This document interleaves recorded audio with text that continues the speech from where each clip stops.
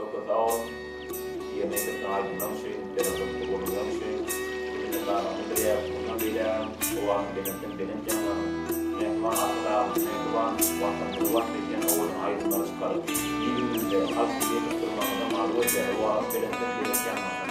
Mungkin matematikten kim patut diyeceğimiz patutmalı mehman vatandaşlara mehman İlimizde bir arada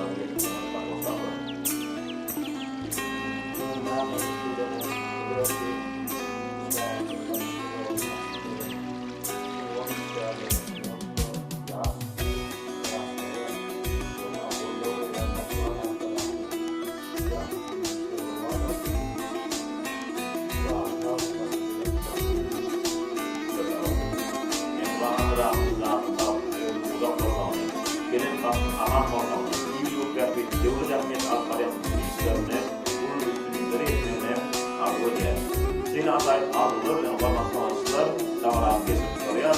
Davranışın teorisinde cemiyet fırsatında rahmet yolu cemiyet o aydınlarını konuşlar veriyor. Mehman vatandaşlar Türkmenistan devletinde haramatçılığın afiyeti o adı yanmak fırsat.